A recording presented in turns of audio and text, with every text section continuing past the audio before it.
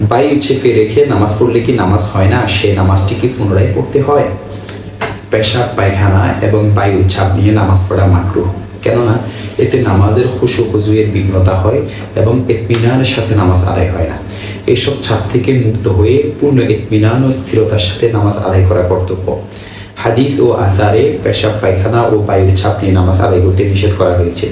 আব্দুল্লাহ ইবনে আরকাম রাদিয়াল্লাহু তাআলা আনহু বলেন, আমি রাসূলুল্লাহ সাল্লাল্লাহু আলাইহি ওয়াসাল্লামকে বলতে শুনেছি যে, যখন নামাজ দাঁড়িয়ে যায় আর তোমাদের কারো পেশাব পায়খানার প্রয়োজন দেখা দেয়, সে যেন প্রথমে প্রয়োজন সেরে নেয়। দেখতে পারেন জামিউত তিরমিজি হাদিস নং 142।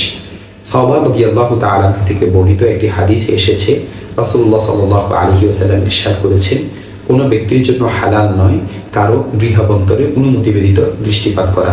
এভাবে হাদিসের আরও কিছু অংশ রয়েছে। সর্বশেষ তিনি এটা বলেছেন, এবং কেউ যেন পেশাব পায়খানার চাপ নিয়ে নামাজ না পড়ে। জামিউত তিরমিজি হাদিস নং 357, সুনানে আবু দাউদ হাদিস নং 91। নাফি রাহমাতুল্লাহি আলাইহি জিজ্ঞাসা করা হলো যে, এক ব্যক্তি বায়ুর ছাপ বোধ করে। তিনি বললেন, বায়ুর ছাপ বোধ করা অবস্থায় সে যেন নামাজ না পড়ে। দেখতে পারেন মুসান্নিফ ইবনে আবি শাইবা হাদিস নং 8022।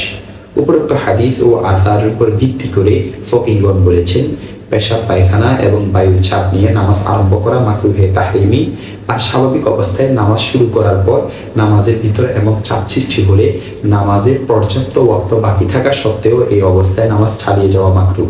এই ধরনের ক্ষেত্রে নামাজ ছেড়ে দিয়ে ওযু ইস্তেনজা সেরে পূর্ণ ছাপ মুক্ত হয়ে নামাজ আদায় করাই কর্তব্য। হ্যাঁ, নামাজের ওয়াক্ত যদি এত স্বল্প থাকে যে প্রয়োজন সারতে গেলে নামাজ কজা হয়ে যাবে, তাহলে সম্ভব হলে এই অবস্থায় নামাজ পড়ে নিবে। অবশ্য পর্যাপ্ত ওয়াক্ত থাকার পরও কোনো ইমাম বা একাকী নামাজ আদায়কারী যদি এই অবস্থায় নামাজ পড়ে নেয়, তবে এমনটি করা মাকরুহ হলেও তার নামাজ সহি হয়ে যাবে, আদায় হয়ে যাবে, পুনরায় পড়া জরুরি নয়।